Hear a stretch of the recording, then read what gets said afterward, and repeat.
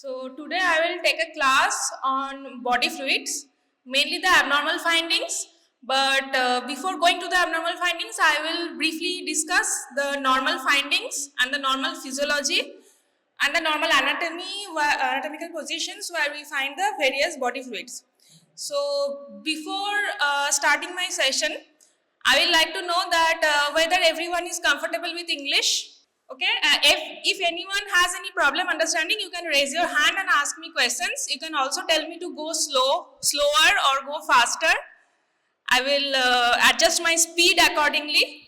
Okay, so today our learning objectives are: first we will learn about the anatomy of the three body cavities, then the collection and processing of body fluid specimens, the benign elements in body fluid, then we will discuss the non-neoplastic conditions, then we will discuss the malignant effusions, both primary and metastatic tumors, and then we will briefly have a view of the international system for reporting serous fluid cytopathology, and then we will summarize. And last but not the least, we will discuss MCQs, because all of you guys are focused on MCQs, I know. So coming to the anatomy of the three body cavities, we have mainly three cavities: pleural cavity, pericardial cavity and peritoneal cavity. Other than these, there are other spaces inside our body, like the neural space, inside which we have the cerebrospinal fluid, and we also have synovial spaces in which we have synovial fluid. But today we will limit our discussion into mainly these three type of fluids, that is pleural fluid, pericardial fluid and peritoneal fluid. So these cavities are lined by parietal and visceral layers, and the serous cavities are lined by a flat monolayer of mesothelial cells, which have tendency to undergo reactive changes. Reactive changes to various stimuli, leading to somewhat cuboidal appearance. So we will see how a mesothelial cell looks and what are the features of a normal and a reactive mesothelial cell later in our discussion. So coming to the mechanism of serous cavity effusion. So whenever there is an imbalance of the homeostatic force, it results in accumulation of fluid in serous cavities, leading to a serous effusion. So what are these homeostatic forces? So I'm sure that you all have read it in physiology, that whenever there is fluid inside a vessel, so there are certain pressures like hydrostatic pressure and colloid osmotic pressure. So these pressures, they maintain an equilibrium, and depending on which pressure is low and which pressure is high, the fluid inside the vessel or inside a cavity, it will exude out. Okay, so normally there is a balance between the hydrostatic pressure and the colloid osmotic pressures, and this balance helps to hold the plasma proteins. This balance is caused by the presence of plasma proteins inside the fluid. So whenever blood is inside the vessel, the plasma protein in the blood, it helps to hold the blood inside the vessel. Okay, so whenever there is increased hydrostatic pressure, say for example, whenever there is congestive cardiac failure, okay, or it can also be seen in nephrotic syndrome. So here we see that there is a decrease in colloid osmotic pressure and there is an increase in hydrostatic pressure. This will lead to fluid leakage, and this will lead to transudative kind of effusion. Okay, another type will be the exudative kind of effusion, which will be due to mainly due to the leakage of the vessel wall due to increased endothelial spaces, and also due to vasodilation and stasis. So that leads us to the types of effusion, which can be transudate, exudate and chylous. So this is a comparative a table that shows the differences. So as I discussed, the mechanism of a transudative effusion will be accumulation of clear fluid as an ultrafiltered of plasma. So here, since the colloidal osmotic pressure is low, the total protein here will be less than 3 gram per dl, According to some sources, this value can also be 2.5. So it can also be less than 2.5 gram per dl. And specific gravity of the fluid will be less than 1.015. And the ratio of fluid LDH serum ratio will be low, that is less than 0.6. And this fluid will not coagulate. Why? Because for coagulation, you need plasma proteins. But the proteins here are less. They are less than 3 gram per dl. So this fluid will generally not clot. So next we come to the exudative type of effusion. So this is associated with increased permeability of capillaries leading to exudation of protein-rich turbid fluid. So here the total protein is more than 3 gram per dl and specific gravity is more than 1.015 and just the opposite of transudative. So if you remember the values of the transudate, you will automatically remember the values of the exudate. So basically in transudate all the values are less, like less than 3 gram per dl, less than 1.015 and the fluid LDH divided by serum LDH ratio is less than 0.6 and the exudated everything will be just opposite more than the value. Okay, so then we come to the chylous effusion, which is a different kind of effusion because this happens due to the leakage of lymphatic fluid secondary to trauma or obstructed thoracic duct or cisterna chyli. You have read about these structures in your anatomy class in your first MB. So I don't need to go in detail. So this obstruction is mainly caused by malignant neoplasm including lymphomas and carcinomas. So milky white fluid will be accumulated in this place and wet preparation usually will show us small free fat droplets. Then coming to the cytological features. Okay, so the fluid that is a transudative fluid, the smears made from a transudative fluid will be hypocellular because here the fluid is exuding out of the vessel, the cells are less, so it will be hypocellular and the cells that will be there are mostly mesothelial cells. In an exudative kind of effusion, the smears will be hypercellular because try to understand here it is happening due to leakage of the vessel because there is increased interendothelial cell gap. And due to this leakage, the cells inside the vessel are leaking. So what are the cells inside a vessel? Because mesothelial cells are normally found in the lining cavity because the lining cavity is lined by mesothelial cells. But the cells inside the vessels are the cells of blood. That can be lymphocyte, that can be neutrophil, that can also be RBC. So in case of exudative effusion, along with mesothelial cells, you will also get reactive mesothelial cell, there can be lymphocyte, there can be neutrophil and there can also be malignant cells. And in case of a chylous effusion, we will mainly see lymphocyte and some lipid-laden macrophages. So the causes of transudative effusion will be congestive heart failure, pulmonary atelectasis, lymphatic syndrome, postpartum effusion, peritoneal dialysis, SVC, superior vena cava syndrome, portal hypertension secondary to cirrhosis and Meek syndrome. In case of exudative exudate, we are seeing malignant neoplasm, infection, bacterial pneumonia, lung abscess, TB, fungal, viral, parasitic infection, collagen vascular disease, bile peritonitis, trauma as the leading cause. And in case of chylous effusion, since there will be blockade of that lymphatic drainage system by some or other kind of malignant tumor, so metastatic cancer is the leading cause, which is followed by trauma, retroperitoneal cancer, lymphoma, tuberculosis, congenital and lymphatic anomalies. Now we come to the practical part, that in a laboratory how the fluid specimen is collected and processed. So first, different methods are there for collection of fluids. So in case of pleural fluid, we are using thoracocentesis. In case of peritoneal fluid, it is paracentesis. In case of pericardial fluid, it is pericardiocentesis. And along with that, there can be bronchoalveolar lavage, brushing, diacylate, intraoperative touch cytology, and diaphragmatic scraping. So once the sample is collected, now we have to transport the fluid to the laboratory.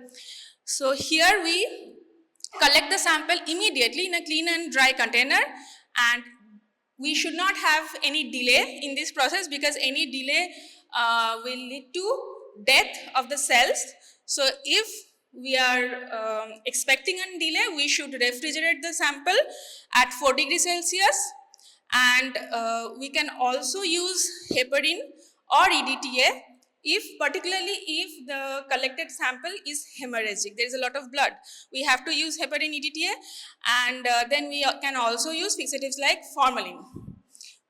Formalin generally should not be used, but only if there is some kind of blood clot, then we can, and we are about to make a cell block out of it, which I'm going to discuss later. We can preserve it in formalin, but normally formalin is not used here. And this is a difference from the biopsy samples and the histopathology samples, because formalin is the main fixative that is used there. So then we come to the processing of fluid. First we have to see the gross appearance, which is volume, color, clarity, opalescence, odor, viscosity and sediments, and then we have to go to the cytopreparation. So the cytopreparation, there can be different methods. So one, we can use simple centrifugation, which you all know. We can also do this on urine samples. There can be cytospin method, there can be cell block method. So in case of simple centrifugation, we make a wet fixed smear, then we make a air dried smear. So in case of simple centrifugation, here you can see on the right side, it is basically the picture of a centrifuge. So we have to put, once we collect the fluid in vials or test tubes, we have to put the vials inside that centrifuge, and then we have to centrifuge it at 2000 rpm for 10 minutes, and then we are preparing slide from the sediment. So whenever we are doing the wet fixed method, that is in methanol, we have to stain it with MGG stain, which is May granule Giemsa, and then the air dried smear followed by methanol fixation can be stained with hematoxylin and eosin, and also Pap stain. So I don't know whether you guys know about these stains. Does any of you have any of you heard about these stains, MGG, HNE or Pap? Please raise hand if any of you have ever heard of any of these stains. Yes. Where do we use it normally? Where have you heard it? সেল দেখার জন্য, সেটা হিস্টোপ্যাথোলজিতে আমরা বেশি use করি biopsy বা স্পেসিমেনে। Normally আমরা ওখানে কমনলি হিমাটক্সিলিন ইউসিন স্টেনটা ইউজ করি। আর প্যাপ স্টেন শুনেছ আগে কেউ? খুব কমনলি করা হয় একটা screening test. You have heard about cervical Pap screening, right? Pap screening for cervical cancer. So if there is preparation from the cervical cytology, then it can be stained with Pap. So, okay, so these are routinely used stains, but I'm just going through it because in your practical exam and practical viva, you will be asked about these stains, okay, and you will be asked about the uses and all. And May granule Giemsa, it is MGG, it is mainly used in cytology, okay, particularly in any kind of exfoliative cytology, fine needle aspiration cytology, MGG is the commonly used stain. Coming to our next technique, that is cytospin. So in cytospin, the centrifuge is there, but there is a little bit difference. So it is normally done in case of suspected malignancy. So a cytospin centrifuge is a special purpose instrument designated to deposit cells evenly onto a glass slide. So basically here we have a cassette like this. This is the cassette, okay. So here is a chamber, capped chamber, where we can put the fluid. So once we put the fluid inside it and cap it, then put it inside that cytotech machine, what happens is the fluid remains inside the chamber, but the cells are deposited on a membrane, on a filter, okay. So here again we are centrifuging it in 2000 rpm for 10 minutes in special plastic chambers composed of filter card, a glass slide and a filling port. So next we come to cell block. It is important for histopathological evaluation, performing IHC and other ancillary tests such as special stains. It is also useful in suspected malignancy. So here there is a fluid alicot. We fill the fluid. You can imagine it as a test tube or a any test tube, and then we centrifuge it. There is a sediment, so we have to decant the upper part of the fluid, and we pipette the sediment and any remaining fluid. Then we are adding plasma and thrombin to that, and then we can also add, this is one way to add plasma and thrombin, and we can also add melted agar. So after that, we put it inside a cassette, just like histo specimens. Like once we receive histo specimens, we do grossing and we put the slices in cassettes. So we have to put it inside a cassette, then we have to fix it in formalin, and then we have to embed it in paraffin. Okay, so enough of the processing part. Now we come to the benign elements. So what are the benign elements? I have already told you that mesothelial cells will be there, since the cavities, all the three cavities, they are lined by mesothelial cell. Okay, then we can also have histiocytes, and we can have blood cells, that are neutrophils, lymphocytes, eosinophils, plasma cells, and RBCs. So the normal mesothelial cells are 12 to 20 micrometers in diameter, round when single, and exfoliated and polygonal in tissue fragments with well-defined or fuzzy border. The nucleus is central or eccentric, round in shape with well-defined and smooth nuclear membrane and finely granular, evenly distributed chromatin, and a cell can have single or multiple micronucleoli. So these are the normal mesothelial cells. Now coming to the reactive mesothelial cells, which may be seen in case of any kind of effusion. So these cells will be variable in size, small to large, with giant forms in large numbers, singly, in groups, or in tissue fragments. The nucleus is central or eccentric. Binucleation, multinucleation is seen. Sharp, delicate nuclear membrane with finely granular, evenly dispersed chromatin is seen, and single, multiple macronuclei is also seen. Okay, so the thing about normal mesothelial cell is it is having abundant cytoplasm, which is pale to dense biphasic staining.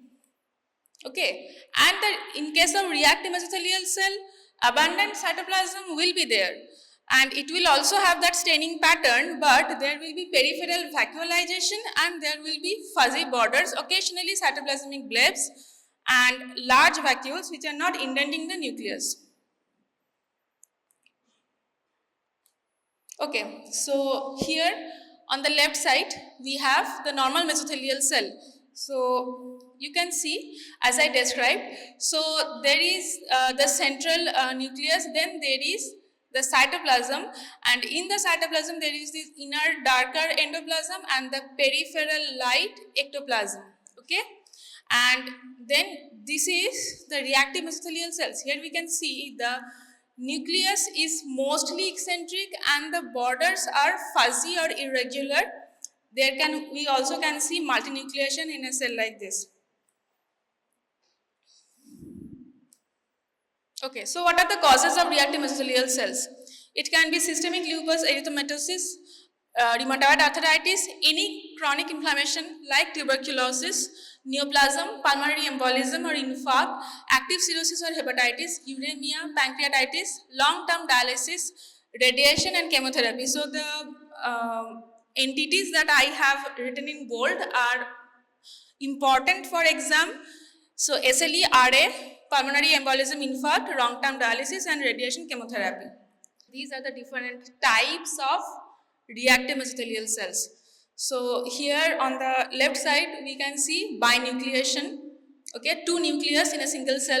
Then we can see phagocytic activity. So inside the cytoplasm we can see some phagocytic vacuolation. Then we can see, this is a multinucleated reactive mesothelial cell, and there are papillary structures around it. These are clusters, cohesive clusters, and this is a configuration. This is a cell in cell configuration. So here a cell is getting inside the cell. So all these configurations can be seen in reactive mesothelial cells. Those that I was showing you, they were singly present single cells, and these are cells present in clusters and groups. So these are sheets. Okay, so these are the sheets and these are the groups. These are all reactive mesothelial cells. Now I will briefly go into the immunocytochemistry of reactive mesothelial cells. This is not too important for your immediate exam purpose, but in MCQs, in NEET PG MCQs, you often get these kind of questions. So these reactive mesothelial cells can be positive for vimentin and keratin. It will be negative for EMA, and CEA is non-specific. It can be positive or negative. Okay, so there are certain diagnostic pitfalls like extensive vacuolation and peripheral displacement of the nuclei in some macrophages or reactive mesothelial cells often resemble with the cells of adenocarcinoma and makes it difficult for us to differentiate a malignant effusion from a reactive effusion. Okay, mucicarmine stain for mucin performed on cell block section or direct cytology smear helps. Okay, those of you talking constantly can leave the class, okay? Or if you are sitting, I will definitely ask you questions about the here. What are the stains? Cytochemistry আমরা কি কি stain use করি reactive mesothelial cell সেটা অনেক আগে হয়ে গেছে তারপরে একদম রিসেন্টলি আমি কি স্টেনের কথা বলেছি আমার ক্লাসে কথা বললে আমি কিন্তু কোয়েশ্চেন জিজ্ঞেস করবো বলতে না পারলে ক্লাসের বাইরে আর কোয়েশ্চেনের অ্যান্সার না দিতে পারলে কথা না বলাটাই preferable mucicarmine stain is a special stain আমি ইমিউনোসাইটোকেমিস্ট্রির কথা বলছি আমি আগের স্লাইডে ডিসকাস করেছি vimentin keratin EMA these are positive in reactive mesothelial cells okay so now we come to the histiocytes as I told you in that slide that these are the normal this is something that we can normally see in a fluid. So first entity was the normal mesothelial cell, reactive mesothelial cell. Now the next entity is histiocyte. So histiocyte is generally non-cohesive, singly scattered. So this is a important point to differentiate it from the mesothelial cell because I showed you that mesothelial cell can be present in sheets, groups and cohesive clusters. Okay, so here the nucleus is kidney shaped, eccentrically pushed, and the membrane is the nuclear membrane is closely opposed to the cell membrane. So here this is the nucleus, this is the cell. So you can see the nucleus is pushed to the periphery and almost at the periphery of the cell. Okay, so the cytoplasm is cleared and the nuclear membrane is almost touching the cell membrane. So here we will also see extensive vacuolization with peripheral displacement of nucleus. And these cells are CD68 positive. This is also very important for MCQ. Okay, so hematological cells. I already told you that neutrophil lymphocyte RBCs can be seen. Other than that, we can also see parasites like amoebiasis, cystic hydatid disease. Then we can also see the pneumocystis, cosis, microfilaria, toxicariasis. You don't need to know all these names. But at least if you are naming parasite, you have to know one or two. Then comes Psammoma bodies. Psammoma bodies we will see in serous type of ovarian carcinoma. Okay. Then we will see collagen balls, detached ciliary tufts, fragments of fibroadipose tissue, cholesterol crystals, and also hematoidin crystals and hemocytin-laden macrophages. Okay. So coming to the reactive effusion. So some non-malignant effusions such as those associated with hepatic cirrhosis, pulmonary infarction, acute pericarditis are potential pitfall for misinterpretation more frequently than other reactive effusions. So these are some non-neoplastic conditions. We will discuss them briefly. You need to know the names and you need to know one or two points regarding them. So first comes acute serositis caused by bacterial infection like pleural empyema, bacterial peritonitis. So here the color of the fluid will be creamy pale yellow and the cytology preparation will have high cellular count and also polymorphonuclear leukocytes. Okay, so what is polymorphonuclear leukocytes? Anyone knows? In pathology, what do we mean by when we say polymorphonuclear leukocyte? Morphonuclear leukocyte is nothing but a neutrophil, okay? So a neutrophil, whenever we are seeing this in pleural fluid, often also in histopathology, we call them PMN or polymorphonuclear leukocyte, because a neutrophil has that multiple lobe in their nucleus, so we call them PMN. Okay, next comes the eosinophilic effusion. It can be seen in thoracic trauma, pneumothorax, hemothorax, pulmonary infarcts. Okay, all of you pay attention to these slides, because in the end of my session I will ask you MCQs, and MCQs will be only from what I have told you in my discussion. Okay. So in the cytology preparation of eosinophilic effusion, we will see high number of eosinophils, and eosinophilic pleural effusion is more common. We will also see Charcot-Leyden crystals. Okay, then we come to tuberculous effusion. It is very common because tuberculosis is very common in our country. Here the color of the fluid will be turbid and greenish yellow. Cytology preparation will have high cellular count with predominance of lymphocytes, and the differential diagnosis will be inflammatory effusion of non-tuberculous origin. Then come to the rheumatoid pleuritis. Here we were seeing necrotizing granulomatous inflammation, and the cytology preparation will show this kind of granular debris, and we will also see multinucleated macrophages. Then coming to SLE. In SLE, the typical pathognomonic finding is LE cell. So this is a LE cell, okay, lupus erythematosus cell. Now coming to the malignant effusions. So this occurs due to direct extension or distant carcinomatous metastasis. There is increased exudate fluid and stratification of the mesothelium.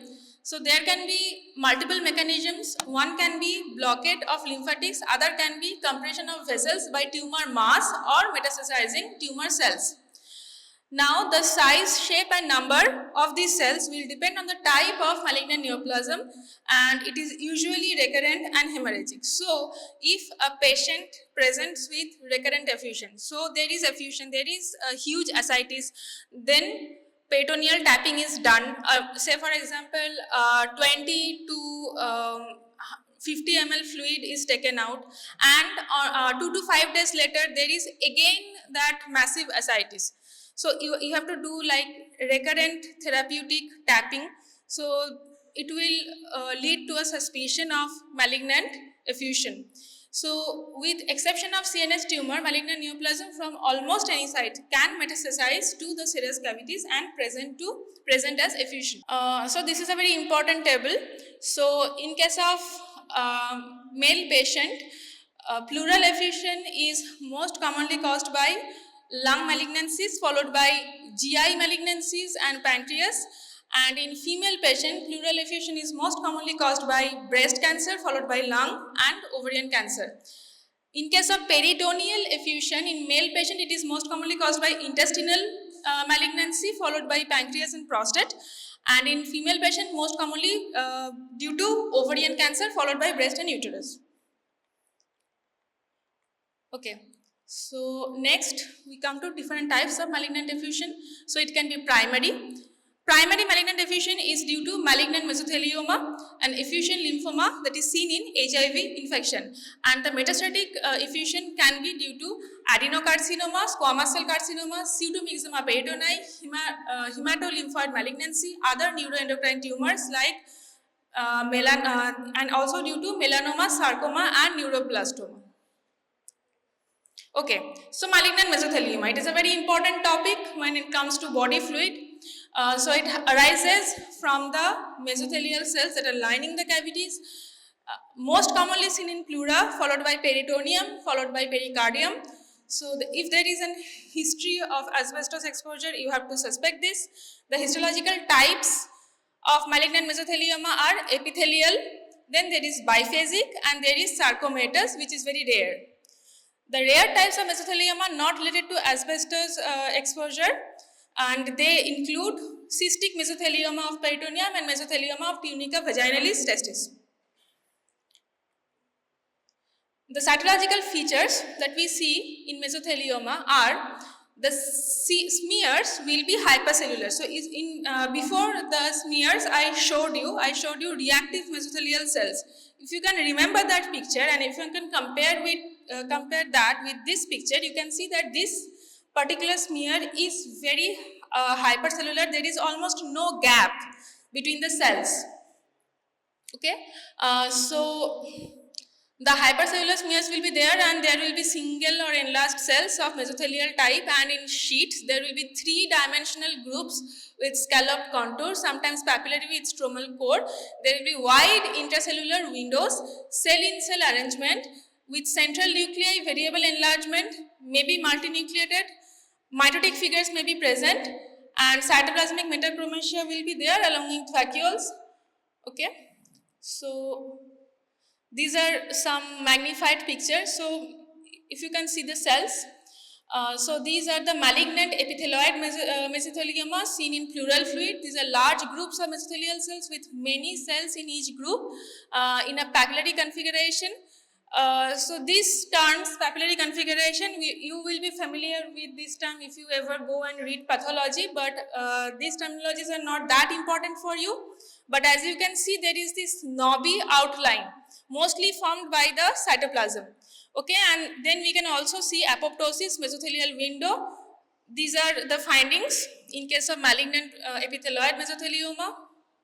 Okay, so there are some patterns like clear cell pattern, deciduate pattern, not much important for you, but still I am just discussing in short. Lymphohistiocyte pattern, signet ring pattern, and small cell pattern. Okay, now the important thing, that is the special stain in malignant mesothelioma. It is positive for acid mucin stain such as Alcian blue because of presence of hyaluronic acid. And next important point, immunocytochemistry. These are positive for CK56, calretinine, HBME1, WT1 and podoplanin. You have to remember the positive ones. You need not remember the negative ones all the time.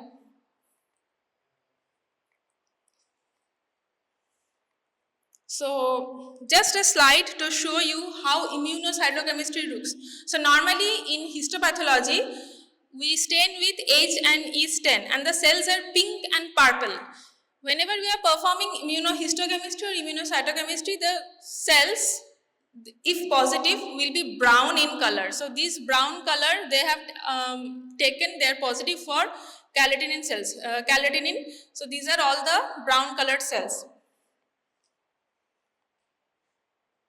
So the diagnostic pitfalls are that there are certain factors which are responsible for false negative results, like if a patient has coexistent fibrinous pleuritis, inadequate samples, then also presence of excess blood, basic challenges due to cytologically bland mesothelioma cells. So these will confuse malignant mesothelioma with the reactive mesothelial cells. Okay, so basically here I am summarizing whatever I told you, the differences between reactive mesothelial cells and the cells of malignant mesothelioma. So the specimen cellularity here, I told you already that in case of mesothelioma, the smears will be hypercellular, the cells will be relatively larger, number of cells in each group will be usually more, and the morphology will be in reactive mesothelial cells, they are monolayered. Here they are 2 to 3 dimensional cell group with knobby outline. There will be much more variation in size and shape in case of malignant mesothelioma. The giant and multinucleated mesothelial cells may be present. The peripheral cytoplasmic blebs are usually prominent, and the nuclear features of a malignant cell, that is the high NC ratio, hyperchromatism, all will be present here. And immunohistochemistry, they will be positive for calretinine, CK56, P53. Okay. We are coming to the metastatic cancers now. So the adenocarcinoma. So first we were discussing the primary malignant effusions. Now we are discussing the secondary malignant effusions. It can be due to metastasis from various cancers. First we are discussing adenocarcinoma. The typical cytological feature will be This is the most frequent type, and the most common type of peritoneal effusion is seen due to different GI adenocarcinomas. So here the cells will be present in glandular acillae, papillae, cell balls or cannon balls, smooth community border, increased NC ratio, irregular nuclear membranes, abnormal chromatin, large or irregular nuclei, and secretory vacuoles with mucin.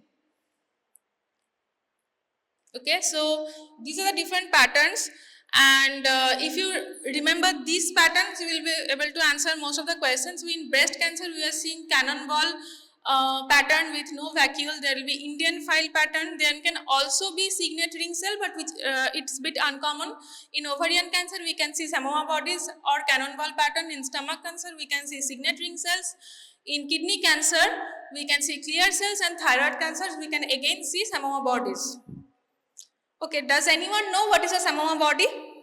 Have you ever heard of the term Samoma body?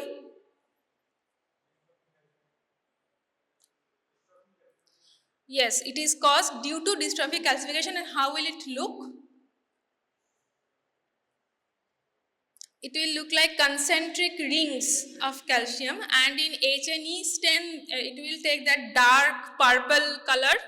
Okay, and even in Giemsa stain, we can see the dark magenta color. Okay, this is characteristic of mainly of ovarian cancer, serous type. Okay, so this is picture of metastatic effusion from lung adenocarcinoma. Here we can see this round to glandular patterns, also some cannonball patterns. Okay, and this is the papillary pattern without any acinar pattern. Okay, in breast cancer we can see the cannonballs. These are like cannonballs. So this is mainly seen in breast cancer, tightly packed cell balls of cells with smooth borders. This is the classical Indian file pattern. I guess you have heard that in lobular carcinoma of breast we see Indian file pattern, and this we can also see in the pleural effusion.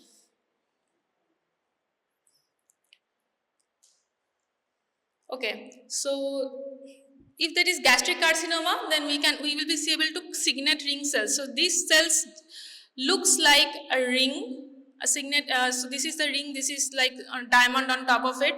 So this is commonly seen in gastric carcinoma in ascitic fluid, and in ovarian carcinoma there will be these secretory vacuoles. In clear cell carcinoma of kidney, we can see clear or granular vacuolated cytoplasm.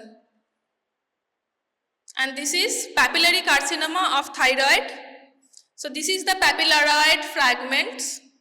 This is the Samoma body. It is a concentric ring-like structure. Okay, so then we can also see some degenerative changes. In case of, now here is a side-by-side comparison. So this is a reactive mesothelial cell, and this is a cell due to secondary metastasis from adenocarcinoma colon. So there is some difference, like there is this degenerative intracytoplasmic vacuoles. So we should not misinterpret them as adenocarcinomas or mucin vacuoles. Okay, so these are again certain differences. You don't need to know this in details, but just for your own understanding, I am showing you these pictures. There is a thin rim of between nuclear border and cell border in case of reactive mesothelial cell, and the nuclear border touches. See, so there is some space between the nuclear border and the cell border, but here the nuclear border almost pushes the cell border, almost like coming out of the cell. So this is a very common difference. This is a reactive mesothelial cell. This is a cell of adenocarcinoma. So here I am summarizing all the differences. So in my last table, I talked about the differences between normal mesothelial cell, reactive mesothelial cell, and the malignant mesothelial cells. Here I am talking about the differences between reactive mesothelial cell and adenocarcinoma. So here both of these specimen will be hypercellular, but here the Mesothelial cells will have knobby outline, whereas adenocarcinoma cell will have smooth outline. The main differences are two-zone cytoplasmic appearance. So I was showing you that in case of mesothelial cell, there is an ectoplasm and there is an endoplasm that is present. In case of adenocarcinoma, that will be absent, and there will be presence of large windows. These large windows will not be present in case of adenocarcinoma, and cytoplasmic blebs will be present. In adenocarcinoma, they will be absent. Distinct foreign second population, that is absent and present. So what is a distinct foreign second population? So whenever we are seeing a body fluid specimen, there is a primary group of cells and then there is a secondary group of cells. So that secondary group of cell is called the foreign second population. Now coming to the immunocytochemistry, in case of adenocarcinoma, calretinin may not be positive, but in case of mesothelioma, it will always be positive. EMA will have cytoplasmic positivity. This is a bit detailed for you, but you just need to know the names, and among them, calretinin is most important. Other names are EMA, BAR-EP4 and CK56. Okay, now coming to the squamous cell carcinoma. So basically, if you know how a squamous cell carcinoma looks, you will know how a malignant effusion from squamous cell carcinoma will look. We can see some malignant keratin pearls in case of squamous cell carcinoma. We can also see hold pleomorphic patterns and pycnotic nuclei. Okay, then there is this terminology, pseudomyxoma peritonei, and this is seen when there is a presence of high content of mucin in ascitic fluid, appears as light blue to magenta colored amorphous material. Solitary cells or small cluster of cells are scattered within the mucin, and in male the most common primary cancer for this is appendix, and in female it is ovarian carcinoma, mucinous ovarian carcinoma followed by appendicular carcinoma. So this is the picture of pseudomyxoma peritonei. So in background, all this magenta colored amorphous material is mucin, and in that material cells are floating.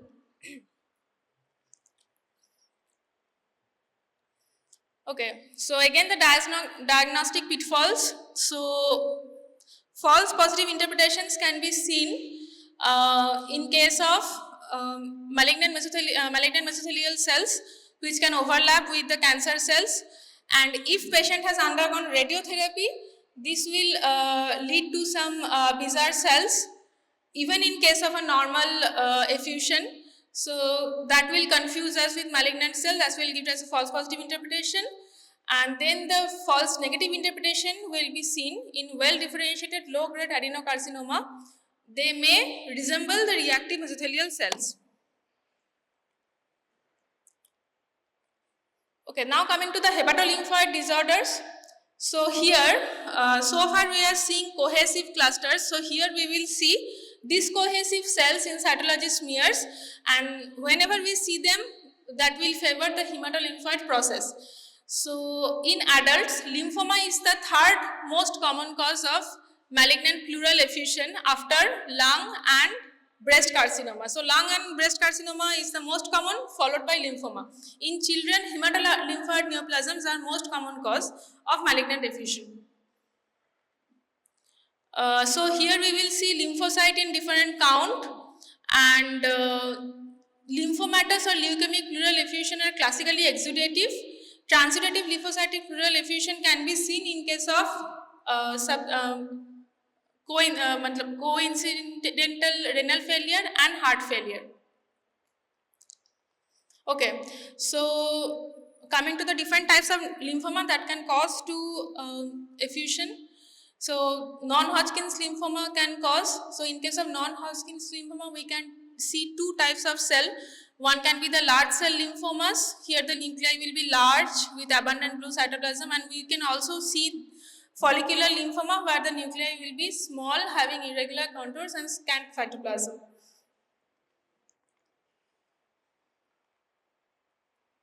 We can also see see the metastatic effusion in case of lymphoblastic lymphoma, small lymphocytic lymphoma. Just see the pictures, you will be able to remember them. So these are the small to medium sized cells, and these are the these are the small lymphocytic lymphoma, and the differential diagnosis of this will be chronic inflammation or tuberculosis. Coming to the Hodgkin's lymphoma, in case of Hodgkin's lymphoma, we will be able to see Reed-Sternberg cell in the pleural effusion. You all know that it's you already had your class on Hodgkin's lymphoma. So here we will see the bi or multinucleated cell with huge owl's eye-like inclusion in the nuclei. The inclusion-like nuclei.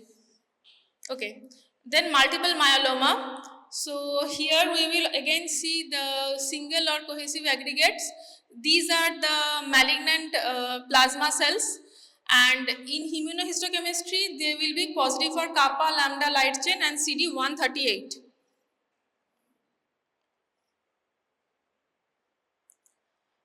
So again, sometimes it can be difficult to distinguish the low-grade lymphoma from the reactive lymphocytes, because both will have small sized nucleocytes, and in case of high-grade lymphoma, there is a challenge in differential diagnosis of undifferentiated sarcoma and carcinoma. So the other neoplastic effusions are melanoma. So in case of melanoma, we can see this isolated round cell with this dark blue dark blue nuclei and prominent nucleoli, and there will be fine brown cytoplasmic pigmentation in the cells. We can also have intranuclear pseudo-inclusions, and the cells will be positive for S100 and HMB45. So these are IHCs 10 for melanoma. Okay, then sarcoma.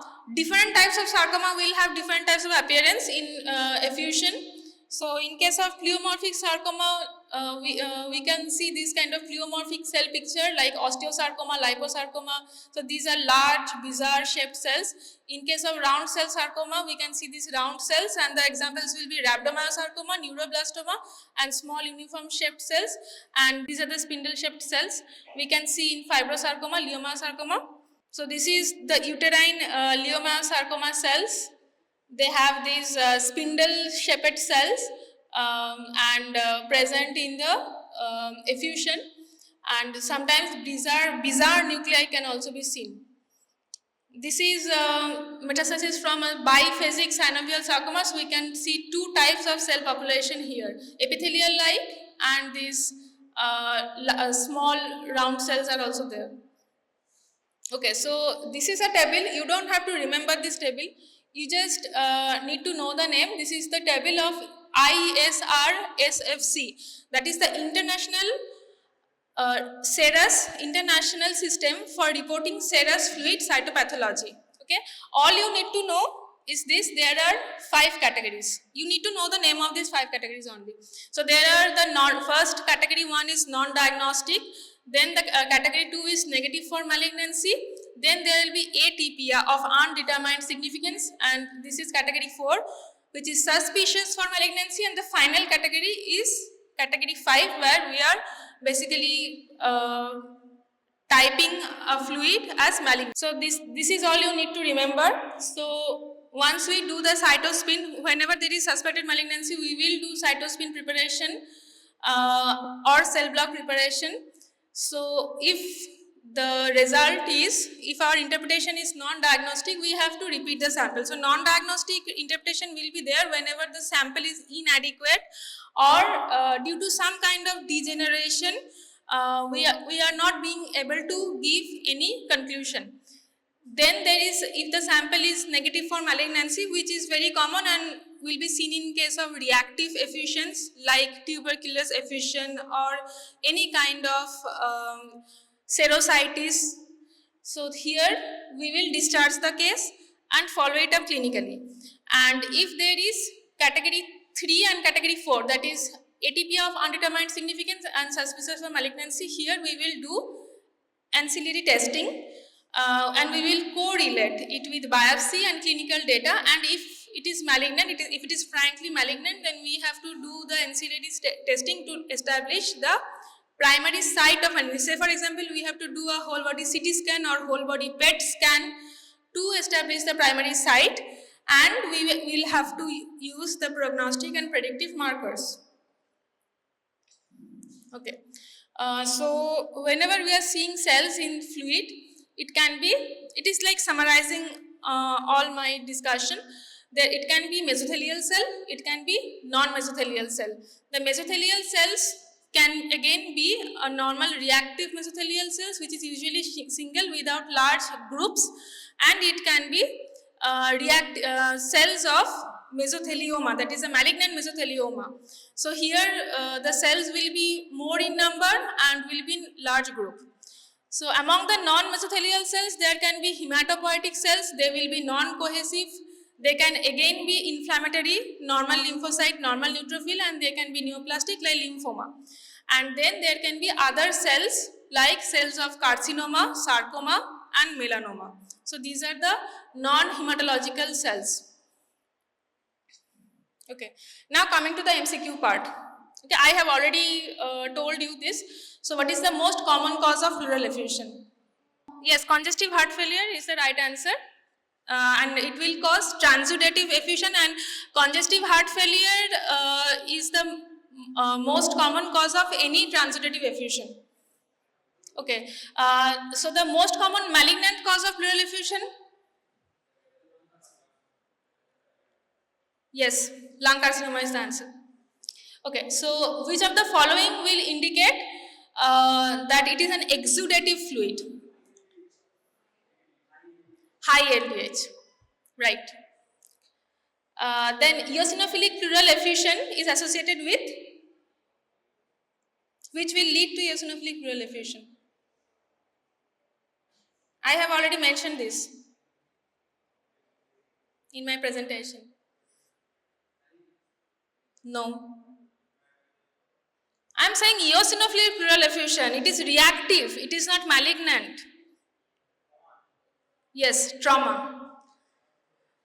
I mean, among all these people, only these two are being able to answer. So means that no one is following my class. Okay. So most common adenocarcinoma causing malignant effusion in female. Yes. Signet ring cells in effusion indicate gastric carcinoma.